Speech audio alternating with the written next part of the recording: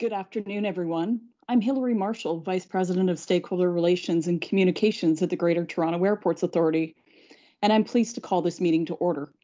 Thank you for joining us virtually for our annual public meeting. This is the second year, unfortunately, we've held the meeting virtually due to this pandemic, and we continue to follow public health guidelines. I hope each and every one of you is staying safe and well.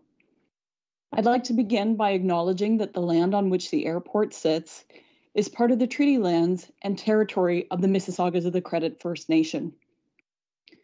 We're thankful to be welcome on these lands in friendship.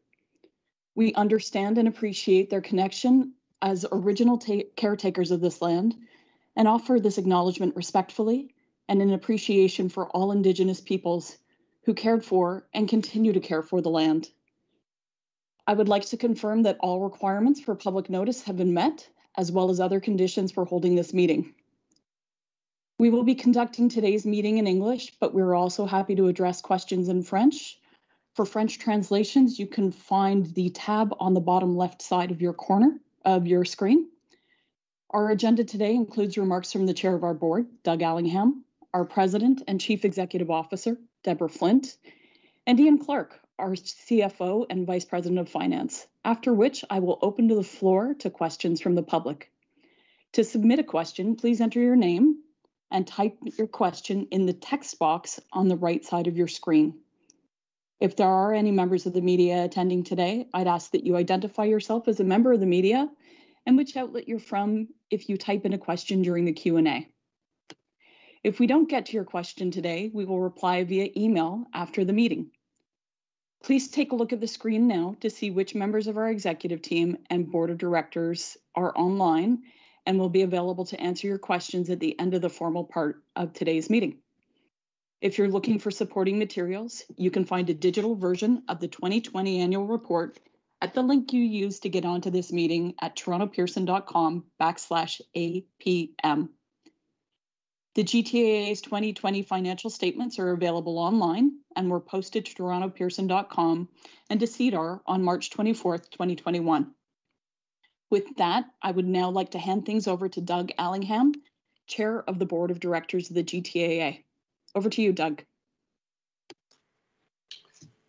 Thank you very much, Hilary, and welcome everyone to this second virtual annual meeting of the GTAA. Excuse me. When we met this way for the first time a year ago, the gravity of the pandemic was clear. But it was hard to know exactly what the future would hold. Over the months that followed, a serious public health threat grew into a social and economic crisis that disrupted every aspect of Canadians' lives, our personal well-being, our businesses, livelihoods, and our ability to stay connected to the people that we care about. Toronto Pearson plays a critical role in maintaining those connections across Canada and around the globe. Our airport has detailed response plans for every kind of emergency, including pandemics. But the scale of disruption from COVID-19 was unlike anything we've ever faced before. On behalf of the Board of Directors, I want to thank the employees of the GTAA and the entire Pearson workforce for the focus and determination you brought to confronting this pandemic. You've worked hard to protect our passengers, your co-workers, and our communities, even as we have been forced to dramatically scale back operations because of the temporary decline in air travel.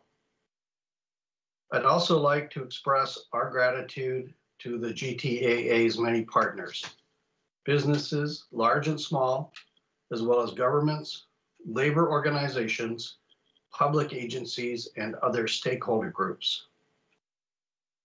You've worked alongside us in search for creative solutions to complex problems. Together, we are turning a difficult challenge into a catalyst for change as we reinvent our airport, rebuild the aviation sector, and help to fuel Canada's economic recovery. At the heart of these efforts is Toronto Pearson's Healthy Airport Initiative. And this is the centerpiece of our latest annual report, which is available on our website. Creating a healthy airport starts with rigorous cleaning protocols and public health measures. But it goes much further than that. We're working with a wide range of stakeholders, including some truly innovative Canadian companies, to make travel through Pearson safe, efficient, and more comfortable than ever. The success of this initiative has already been validated. Pearson was the first Canadian airport to qualify under the Health Accreditation Program launched by Airports Council International. In the ACI's annual airport service quality rankings, we were recognized for the excellence of our hygiene measures and named Best Large Airport in North America for the 4th year in a row. Congratulations to everybody. Everyone who works at Pearson can feel justly proud of this recognition. And as we continue to move forward from crisis to recovery, we can be confident that there's much more to come. In this spirit, there are 3 main points I'd like to touch on this afternoon. First, the GTAA's efforts to reinforce financial sustainability. Next, and equally important, the environmental and social dimensions of our focus on sustainability. And lastly, how we're helping to drive recovery in the aviation industry and in overall economic and in the overall economy. Let me start with financial sustainability.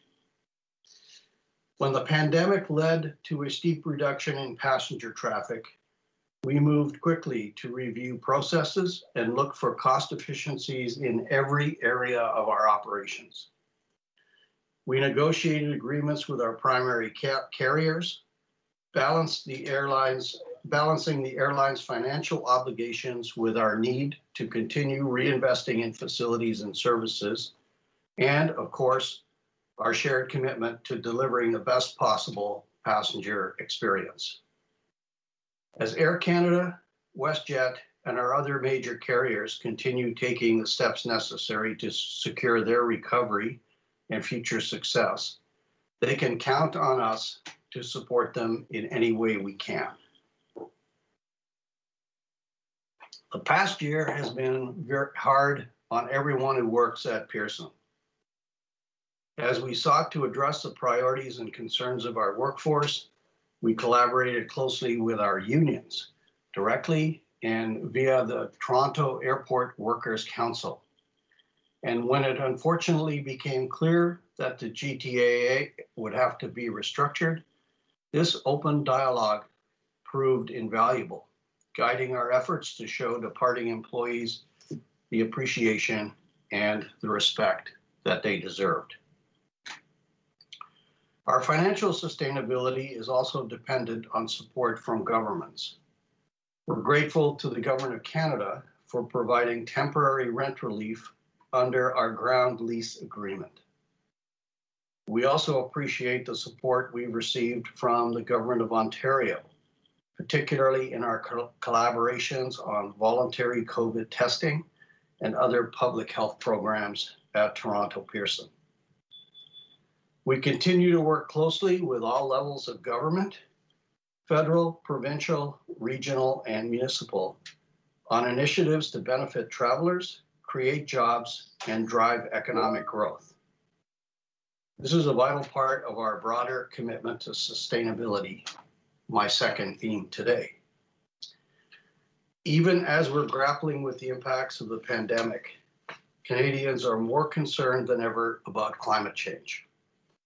The GTAA has joined a growing number of responsible companies in considering the environmental, social, and governance factors associated with our operations. We're developing a framework for analyzing these ESG factors, not only in assessing risk, which we've done for some time, but also in our strategic planning, our investing, in all areas of decision-making. As a critical part of that framework, in the fall of 2020, we released a draft environmental sustainability strategy mapping out concrete initiatives for the next several years. The development of this strategy led us to consult with and receive valuable comments and ideas from many GTAA stakeholders during our public consultations last summer. We recognize the strong desire of passengers, airport workers, partners, and neighbors to see the aviation sector support efforts to reduce emissions. For this reason, Deborah and I, along with the entire board and management team of the GTAA, are pleased to announce that we are committed to a new environmental plan for net zero GHG emissions and net zero waste from terminal buildings by 2050. We have a strong and recognized track record when it comes to our environmental management program. We are proud to receive the 2020 ACI North America Environmental Management Award from Airports Council International. The award recognizes our greenhouse gas policy and the substantial reductions in emissions achieved at Toronto Pearson over the last decade. As for the social aspect of ESG, this too remains a top priority, in spite of, and in fact responding to, the challenge of COVID-19. Through the Propeller Project, our community investment program, we partner with organizations that support underemployed and unemployed workers whose numbers have grown significantly during the past year. The early weeks of the pandemic also coincided with a profound social awakening that brought renewed calls for racial justice across North America and around the world. Working to advance equity, diversity, and inclusion has long been a priority for the GTAA. The board strongly supports our executive team in condemning anti-Black racism and the indefensible legacy of systemic discrimination, racial inequality, and injustice in all forms. The social dimension of sustainability will remain paramount as we extend our business recovery efforts into nearby communities, removing barriers to inclusion and fostering employment opportunities through training and development. This is a responsibility that we take to heart, as we know our neighbors count on Pearson to be a driver of economic prosperity.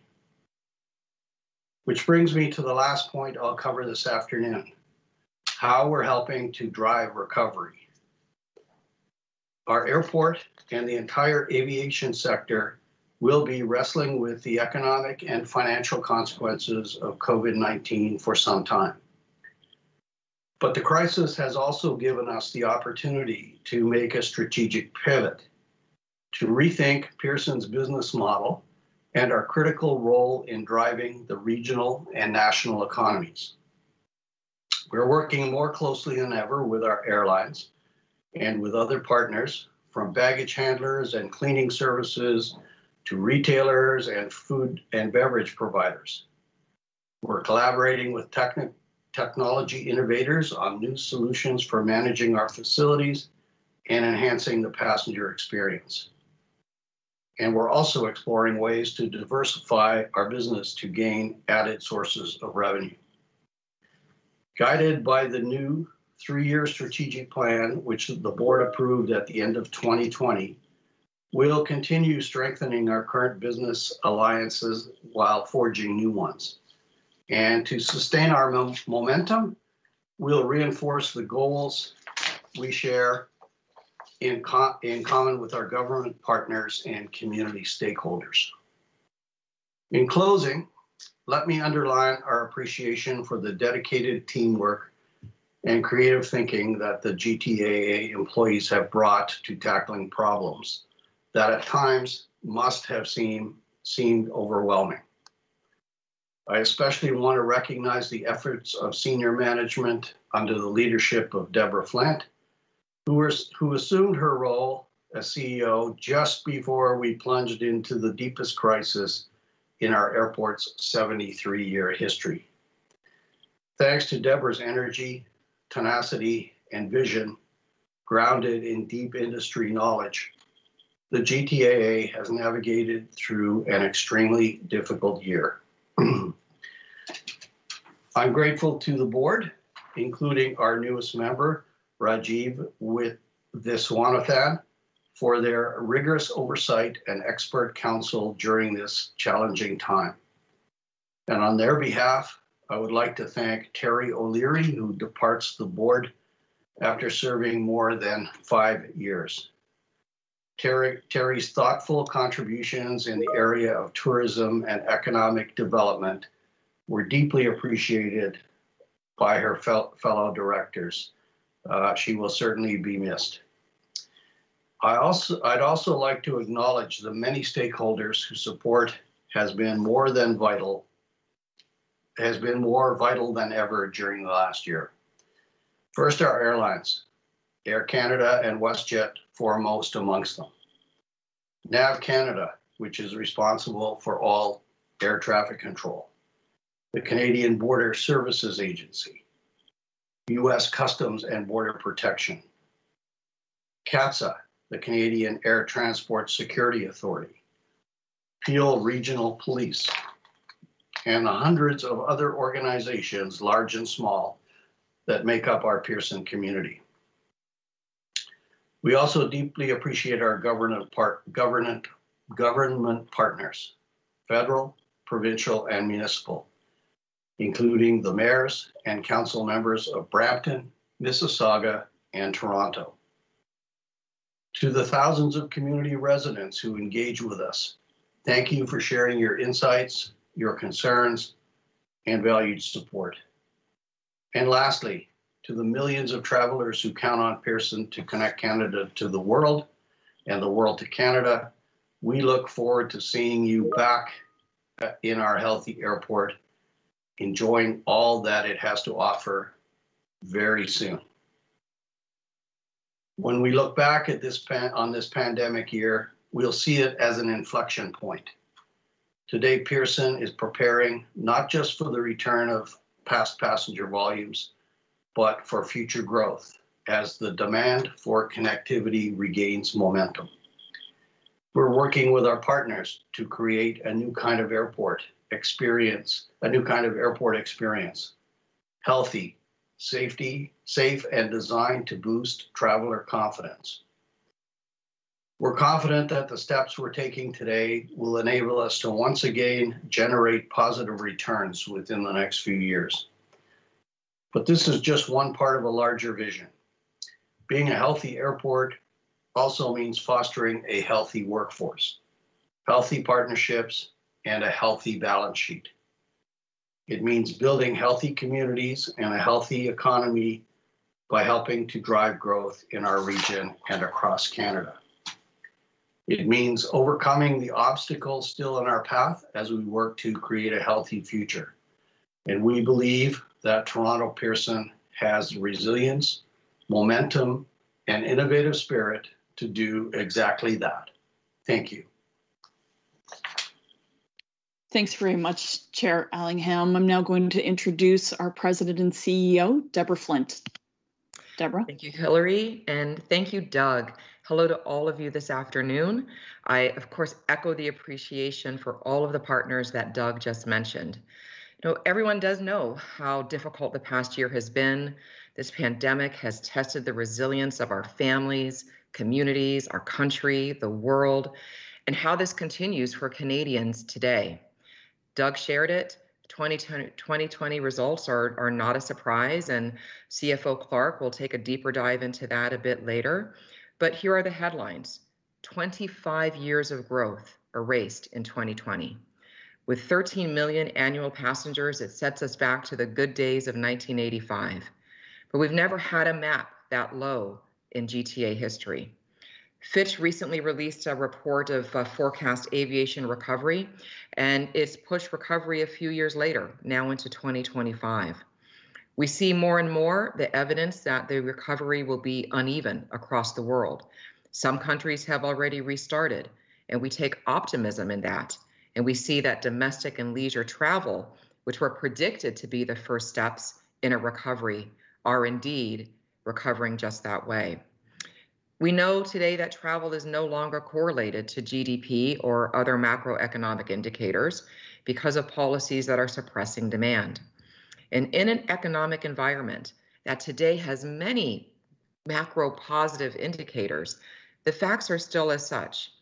Pearson alone, Pearson Aviation, created $42 billion of economic impact and 300,000 direct and indirect jobs.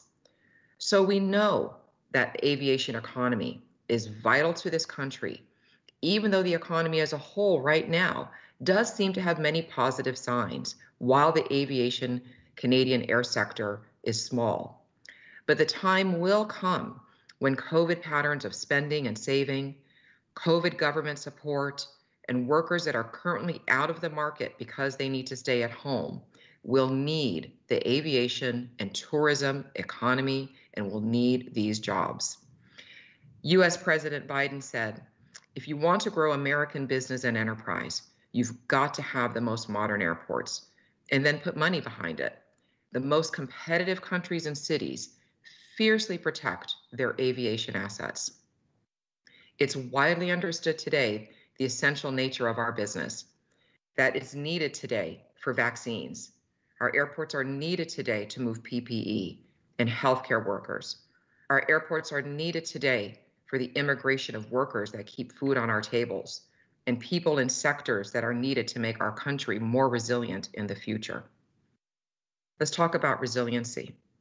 This is a theme of a strategic retreat we held virtually with our board last summer. We focused on resiliency, positioning for a travel restart when the time is right, and being an airport of the future. I reflect on the days when we were 97% down in passengers in the early days. We're not that much further from that right now, but those days caused us to reflect on the lessons learned and the changes from 9/11. The permanency of security changes led us very early on to realize that travel would change once again permanently, but with a health context. And it was natural as an organization and as an industry that adapts constantly to new risks that we get into action. Our first priority was to protect the health of our passengers and employees, introducing measures from mandatory mask wearing, distancing, restricting terminal access, ensuring our hospital-grade ventilation in our terminals, implementing industrial hygienist-guided cleaning and hygiene protocols that had strong quality assurance programs. We changed the way we worked, tapping into deep expertise within the GTAA, forming cross-disciplinary teams to rethink our processes, explore new technologies, and create practices across an immense and complicated footprint. Dozens of innovations were implemented, partnering with cutting-edge companies here in Ontario and across Canada. And we conferred with the most elite airports across the world. These efforts earned Toronto Pearson international recognition as a pioneering healthy airport and as a proving ground for solutions that will change air travel for the better. While there's much more to go, the airport of the future is taking shape already, right here. Whether it's the Nexus travelers from the US that use self-service electronic gates and facial verification for a touchless and low-touch experience, or even from investments in a vision back in 2016 with our touchless baggage drop, we continue to adopt more technologies to provide speed, certainty, and confidence in the passenger experience. Certainly, digital health credentials is a topic du jour and has been implemented already across several countries and air carriers. Working with government, we're focused on ensuring passengers have a better air travel experience than before, with less confusion, less uncertainty, and with confidence in the security and confidentiality of their digital information. Whether the requirements are for Canadian entry or entry into other countries by Canadians, we're collaborating with airlines, travel authorities, and with other airports worldwide to develop the best practices and technology solutions to safely, efficiently, and intelligently reconnect Canada to the world. You know, in late 2020, the GTAA's board approved a new 3-year strategic plan. It charts a course for navigating the recovery and restoring the consistent positive returns of the pre-pandemic years. While we are fully confident in the recovery of our industry, we expect volatility to remain in the near term.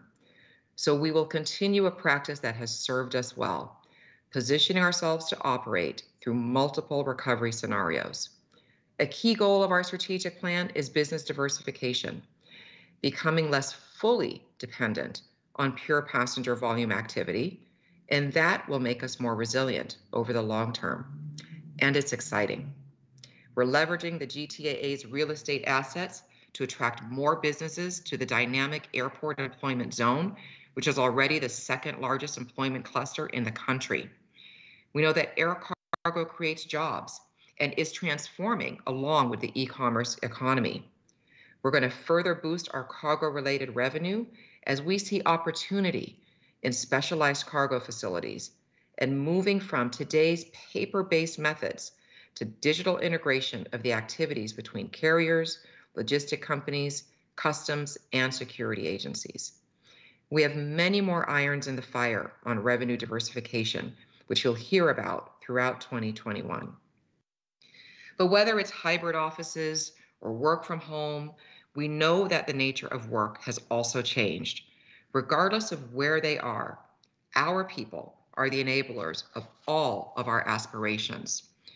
Our strategic plan reflects our commitment to GTAA employees thriving in a new world environment. We're empowering people to be more agile and innovative, to find better ways of collaborating and solutioning, and to deliver big outcomes. Our workforce today, it's smaller than it was last year. It was inevitable. The pandemic rendered us much smaller in 2020, and our passengers are even smaller in 2021. And there was painful realization last year that we needed to restructure our organization and reduce our workforce by 27%. Thankfully, a strong relationship had been forged over many years with union leadership. On that basis, we came to a mutually acceptable restructuring plan that respected the immense value of our employees, but also our fiscal challenges. At every stage, we maintained transparent communications with GTAA employees and held values of fairness and empathy for each person. We desired to equip our former employees for careers outside of the GTAA, as well as those from other Pearson employers. Transition support, access to training and development opportunities, we tried to provide those, even as we hope to see them return to the industry one day. And for our current GTA workforce who miss their former colleagues and continue to adapt to this new environment, I am appreciative of their proven ability to learn and evolve, their dedication to deliver results, and their care and empathy for people, whether it's their teammates, our passengers, our community. Pearson Strong is the rallying cry that has united us and reflects the deep heart of this team. Because our hearts are in today and tomorrow. This organization has been committed to sustainability for many years, as results will show. As Chair Allingham described, we have evolved to now seeing through the lens of ESG. We're taking concrete actions to address climate change. Our roadmap to net zero sets out a clear path for achieving the global standard of net zero carbon emissions by 2050. For us, that means a commitment to more energy efficient buildings with new construction standards and explicit energy consumption targets. It means broader investment in clean energy, including solar and geothermal, and possibly waste to energy conversion. Over the past few years, we've expanded our fleet of electric vehicles and charging infrastructure. Now we're accelerating the pace and asking the same of others from our partners in aircraft services to transit to taxis and limos. We're also looking at emerging carbon removal technologies, and we welcome cutting-edge partners in this space. We've been working closely with our airlines to make ground operations more energy efficient and encouraging the transition to green aircraft. We're supporting industry partners in the development of sustainable aviation fuels.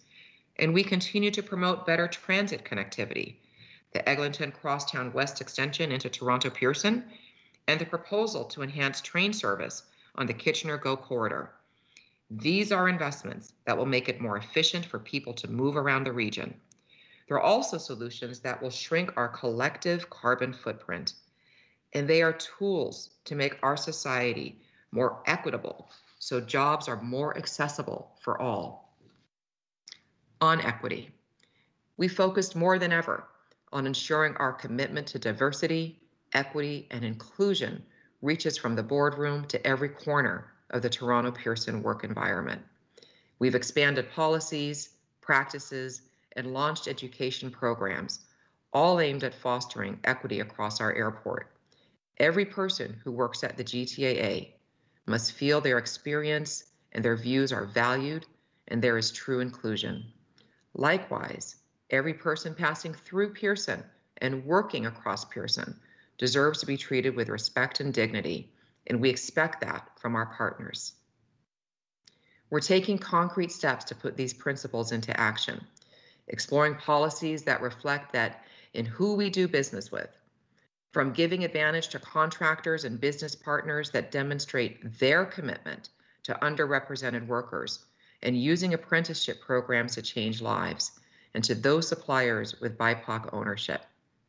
I'm very proud to have joined many of Canada's prominent corporate leaders in signing the Black North Initiative, reinforcing our overall commitment to advance diversity and equity across the Pearson community and Canadian society. In closing, for the GTAA, it is always about people, our passengers, employees, community, and those near and far that count on us, whether they know it or not. Within the GTAA and across Pearson, there are people who've shown incredible teamwork and unwavering focus over the past year.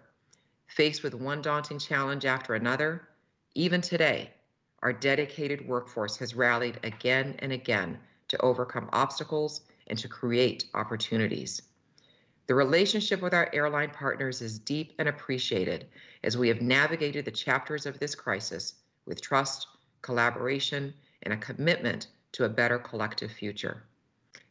Thank you, Chair Allingham and our Board of Directors, for your excellence in governing, your insights and expertise, your dedication of extensive time and energy, your expectations of excellence, and the depth of your support. We're leading the transformation of our sector by making air travel better in this new world, safe, healthy, enjoyable, efficient, digitally interconnected, sustainable, and globally competitive. There is an exciting future in store for GTAA and Canadian aviation. We are all in on these bold aims. It's captured in our North Star statement that frames our strategic plan. Pearson Strong, creating the airport of the future by building our business in a smart, healthy, and profitable way. Thank you. Thank you, Deborah. Now I'd like to turn it over to Clarke, our Chief Financial Officer. Thank you, Hilary, and good afternoon, everyone. Our 2020 passenger volumes and financial results clearly show the significant negative impact that COVID-19 had on Toronto Pearson. Toronto Pearson experienced material declines in passenger and aeronautical activity, which resulted in the GTAA ending the year with a consolidated net loss of $383.4 million. This is the first financial loss the GTAA has reported since 2011. Nevertheless, as an organization, we responded quickly and delivered a comprehensive operational and financial response to COVID-19. The GTAA developed a comprehensive continuity and resiliency plan in response to the pandemic. The plan included initiatives that focused on preserving cash flows and liquidity. We worked with our partners and tenants, focusing on preserving commercial and aeronautical revenues and relationships with partners and tenants. We implemented significant reductions in both operating and capital expenditure and right-sized our facilities and operating costs as a result of the significant decline in passenger traffic.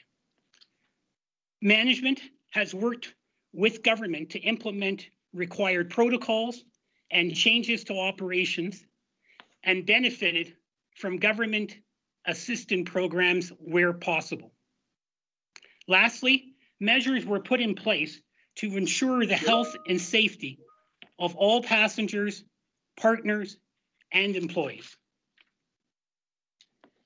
In 2020, the GTA incurred a net loss of $383.4, as I said earlier. That was a decrease of $523.2 million from our 2019 net income of $139.8 million. The decline in airport activity had a significant impact on our results. Revenues declined by 46%. Operating expenses decreased by 32% as the GTAA implemented a number of cost containment initiatives and received government assistance in the year to combat the significant decrease in revenues.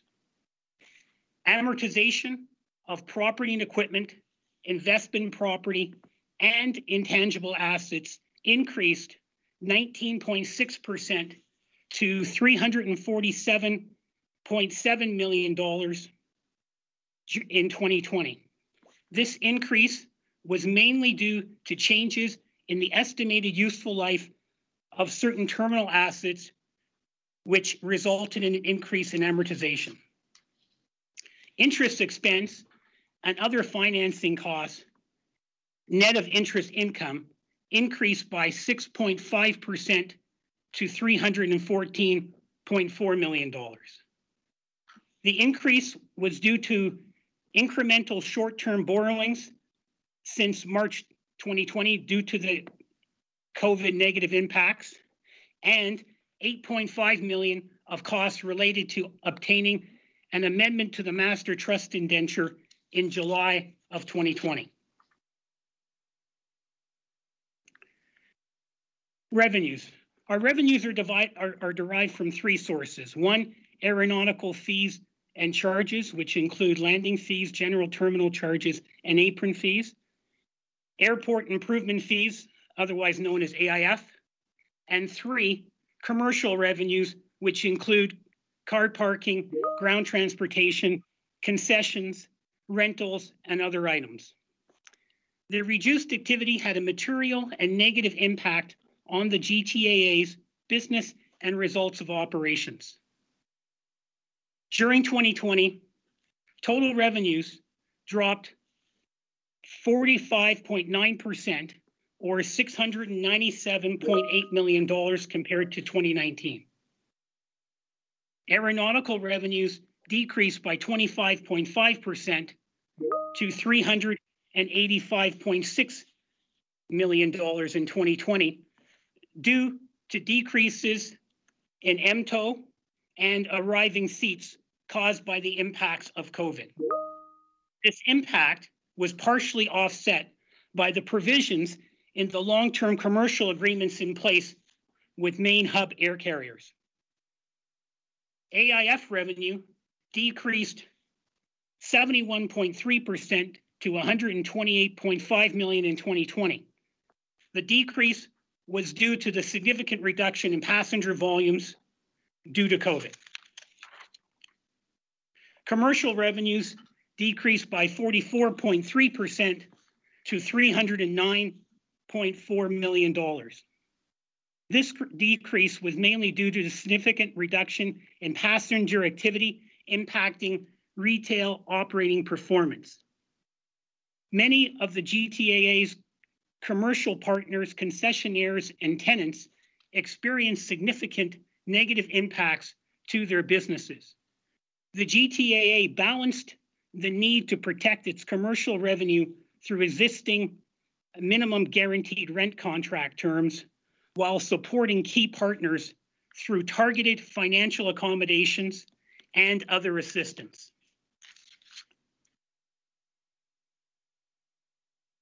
Aeronautical rates and charges. On September 30th, 2020, the GTA announced a modest 3% increase in aeronautical rates for commercial aviation effective January 1st, 2020. Also effective January 1st, 2020, the AIF for departing passengers increased by $5 to $30 per passenger, in line with other major Canadian airports, and the AIF for connecting passengers was increased by $2 to $6. These changes to aeronautical rates and the AIF follow more than a decade during which there were no increases to aeronautical rates or the AIF at Toronto Pearson. In addition to other revenue-generating and cost-cutting initiatives, these increases will contribute to the GTA's ability to make continued investments in healthy air travel and industry recovery. In response to the COVID-19 pandemic, the GTAA undertook initiatives to contain cost. We immediately reduced costs relating to passenger and baggage flow, closed operating access to over 40% of our terminal facilities, reduced various contract service levels, and reduced discretionary spending. In July 2020, Toronto Pearson announced the reduction of approximately 500 positions, representing a 27% reduction of the GTAA's pre-COVID workforce. These cost savings were partially offset by increases in our allowance for bad debts, IT costs, and our healthy airport initiatives. The GTAA also participated in a number of government programs, most notably the Canadian Emergency Wage Subsidy Program, where the GTAA received payments from CRA of approximately $48.8 million in 2020. Also, the Government of Canada waived ground lease payments from March 2020 to December 2020 for Canadian airport authorities that pay rent to the federal government. This resulted in savings of approximately $73 million in 2020.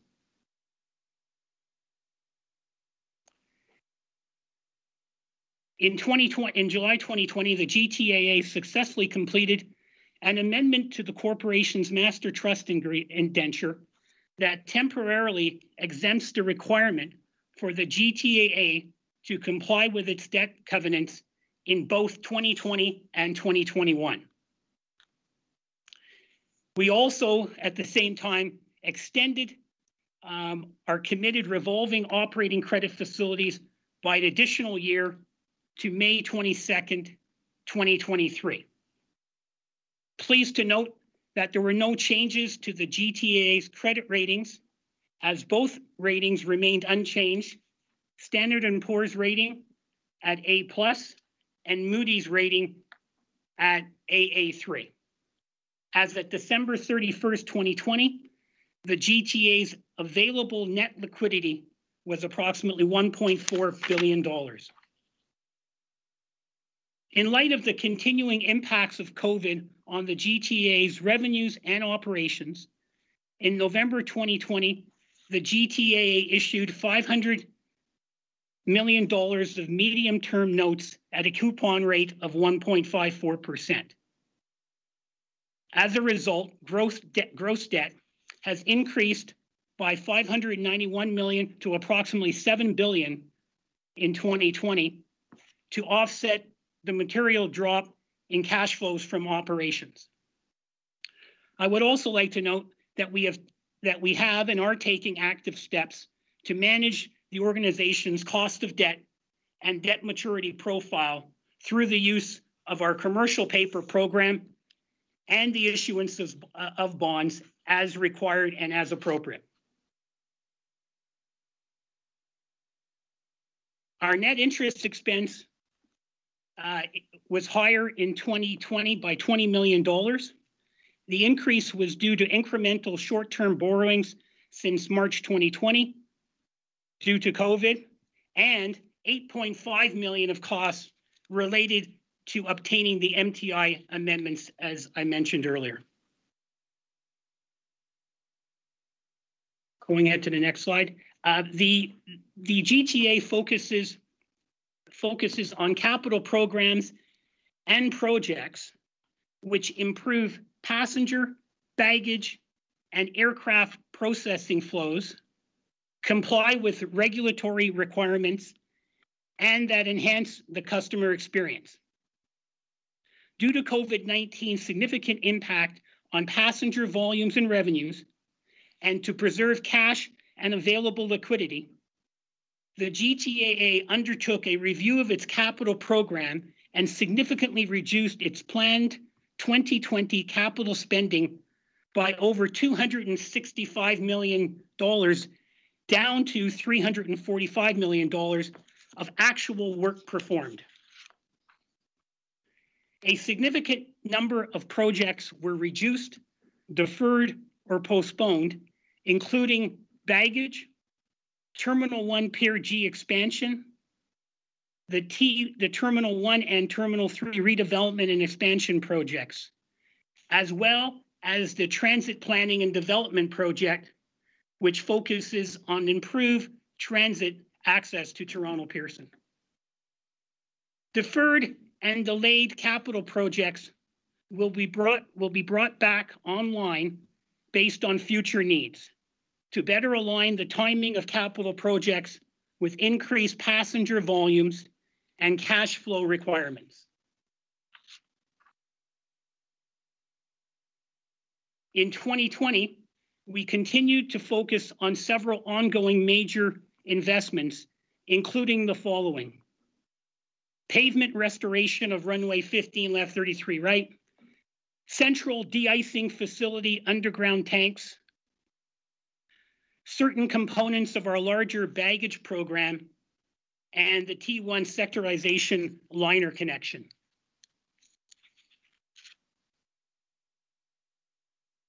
COVID-19 has had and is expected to continue to have a material negative impact on demand for air travel globally. Toronto Pearson has experienced significant declines in passenger and flight activity since March 2020. Management continues to analyze and adapt to the operational and financial impacts of COVID-19. The GTAA has prioritized passenger and employee health and safety and has implemented a number of measures to reduce the spread of COVID. The GTAA will continue to work with governments to implement required changes to operations and, where possible, obtain financial support for our business. As a result of COVID-19 and changing traffic restrictions in place around the world, there is very limited accurate visibility on the future of travel demand, which is currently severely inhibited. Passenger and flight activity may not return to pre-COVID levels for at least 3 to 5 years, according to certain industry participants. While we continue to face significant financial risk and stormy headwinds, the GTAA believes that the pandemic will not have a material impact on the long-term financial sustainability of the airport. Management will actively monitor and assess industry trends and changes, government restrictions, and passenger behavior, and pivot and adjust as required to meet its payment obligations and maintain leading industry practices. We are and will be Pearson strong as we put COVID-19 in our rearview mirror. Thank you and stay safe, everyone. Thanks, Ian. Once again, if there are any questions and comments from our audience, please feel free to go to the right of your screen and insert them into the chat function. We do now have a list of questions, a long list of questions from our participants, so let's get going. First question is from Bill in Oakville. What is Toronto Pearson's outlook for recovery based on what's being seen in other jurisdictions like the United States? This question is for Deborah Flint. Deborah? Sure, thank you, Hilary. So look, our CFO just reflected, a very positive outlook. Our value position is very strong for medium and long term. And in the short term, we're very encouraged by the strong recovery of travel being seen in the US market. We believe that when that meaningful recovery begins at Toronto, we can expect to see the same domestic sector recovery as we've seen in the US and other countries like China and across Asia. We expect that it begins with friends, what we call in the industry VFR, which is visiting friends and relatives, and that segment, as well as leisure travelers coming back first, while we're all still keenly watching the slower recovery of business travel. But we do expect there to be a recovery of business travel, even if it's muted somewhat over the long term. Thanks, Deborah. Turning to this next question from Sue in Mississauga. There is an increasing focus on climate risk at all levels of Canadian society. What is the board's role in regarding ESG and ensuring climate transition risk is effectively managed? Doug Allingham, I'll turn that to you. Thanks, Hilary. The board essentially oversees the GTAA strategy and the key risks associated with achieving its strategy and business objectives. We've been focusing on ESG-related risks for some time, and we always have a key strategic risk discussion at each and every board meeting. The GTAA's climate risk management strategy is a key enabler to Pearson's long-term success. There are many dimensions to climate change that will require ongoing discussions to ensure a common understanding of the risks and how they might impact the airport over the next 20 years or so.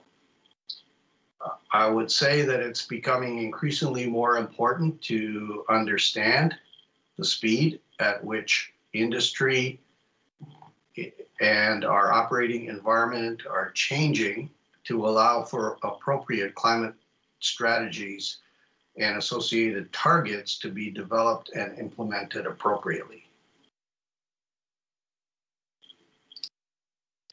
Thanks, Doug. Turning to this next question, how has the GTAA worked with government on safe travel and restrictions from countries like India? I can take that in my capacity dealing with government and stakeholder relations. Obviously, what's going on in India is it's nothing short of a tragedy, and we all of our workforce feels that and sees what's going on there. In fact, we're happy to support any of the efforts, local community efforts, to send medical supplies through Toronto Pearson and through our carriers to India.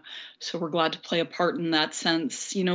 Toronto Pearson is one of 4 Canadian airports, funneling Canadian airports that were designated by the Government of Canada to receive international passenger flights. And while we actively communicate and collaborate with the Government of Canada and also the province of Ontario and the municipalities, it's really the Government of Canada that establishes those travel restrictions. And so, we'll continue to sit at the table with them, understanding how we can assist in ensuring that Canadian public health is protected. And, thanks to all of our partners at the airport and our workforce who continue to pivot and show up every day. They are essential and they are important. And so we'll keep working with the Government of Canada on that front. Let me turn now to the next question, specifically about the airport workforce. This is from Melanie in Etobicoke. How is the airport managing cases that arise within the airport community? Are there any outbreaks? Is there any way to understand what's going on at Pearson? This is a question for Kath Hammond, our General Counsel and VP of Safety. Kath? Thanks, Hilary. As you've heard from all of our speakers already, the health and safety of airport workers is our top priority, and we've taken many steps to protect them in the workplace, falling into prevention, testing, and information sharing, the most critical being prevention. We have developed strong COVID-19 workplace policies that are aimed at minimizing and controlling the health and safety risks of contracting COVID-19 in the workplace at the airport. It's part of the GTAA's Occupational Health and Safety Management System, which is founded on the principles of the Internal Responsibility System. Some of the measures we've taken to protect workers include physical distancing through both physical workplace design and also through scheduling and deployment, face coverings being required in the workplace, and encouraging employees to practice proper hygiene, hand hygiene, and hygiene generally. We've also introduced enhanced cleaning measures in the airport as part of our Healthy Airport initiative. We also offer free rapid COVID testing to all asymptomatic workers at Toronto Pearson. This can be an important tool in preventing spread and also providing peace of mind. Finally, in May of 2020, we introduced the COVID-19 case log, which is a voluntary log that provides high-level depersonalized information about confirmed COVID-19 cases at the airport. The log is posted on our website, torontopearson.com/employee updates, and the information, which is the information homepage for workers at Toronto Pearson, but it is also publicly available. There are currently 94 airport employers participating in the case log. That is something we are very proud of. The log was developed in consultation with the airport community and Public Health of Canada, and we believe that we are a leader in this area, having received inquiries from other airports about how we were able to launch it. Thanks, Hilary.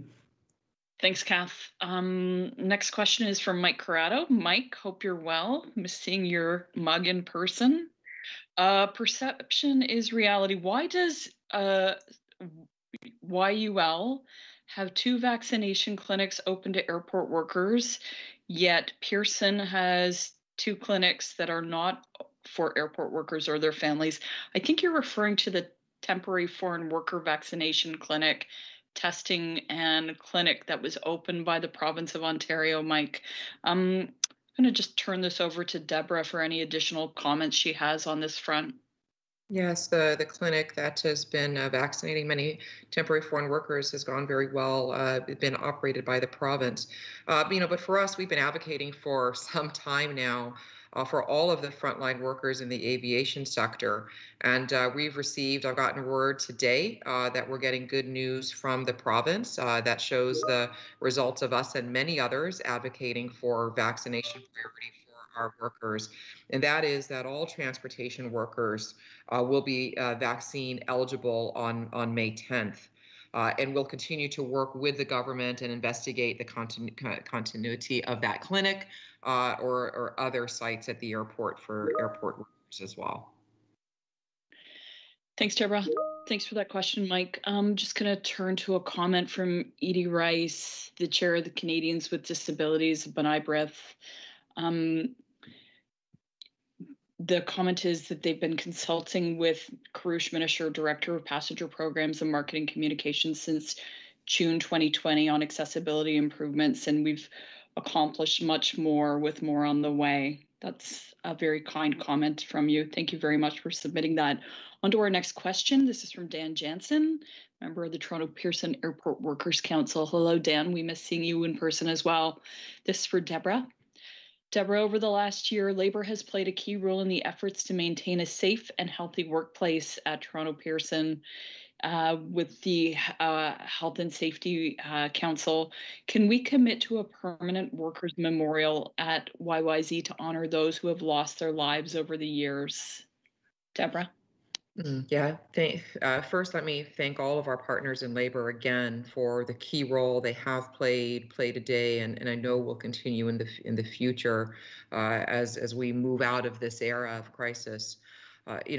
We cannot commend enough our frontline workers, nor can we recognize enough the deep sacrifices that have been made, and especially those over the years that have lost their lives. It was just last week that myself and the entire organization took the time to observe the National Day of Mourning. And I'll say that we will do more to recognize the sacrifices and thank our frontline workers.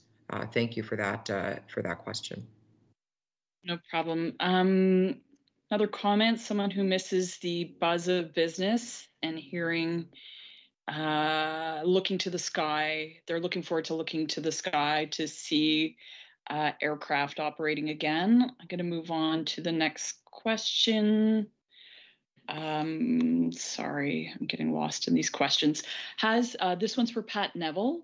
Has or will the GTAA undertake a formal review and update of your master plan because of the severe impact of COVID-19? Pat Neville?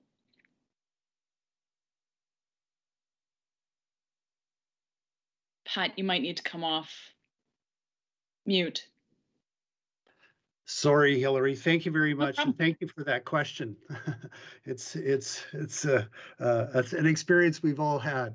The current version of our master plan dates back to its issuance in 2017, and of course, under that master plan 20-year outlook, our anticipation of growth was in stark contrast to today. Quite extreme. So we haven't commenced a formal review of our master plan yet, but what we have commenced is what I would call a short-term view of, and again, heading out to 10, 15 years, where we can actually try to understand the impacts of COVID and how we're going to have to change our facilities in response to COVID. Healthy Airport Initiative, touchless travel, some of the things that Doug and Deborah mentioned in their comments as to how the world will change. So COVID has had obviously a severe impact on the business, but it's anticipated to have significant impacts associated with what customers and passengers will experience and be processed in the future. So yes, we will be reviewing it, but within a relatively short-term context as compared to the normal process. Thanks, Pat. Ladies and gentlemen, that is all the time we have for questions and answers today. We do have an ability to answer any additional questions. If you wanted to submit any more in the chat function, of course, my team and the entire executive team and board of directors would be happy to consider those questions and provide responses, which we will post on our website in due course. Thank you once again for joining us for today's annual public meeting. We do sincerely hope that next year's meeting will be in person. Have a great day, everyone. Stay healthy and safe.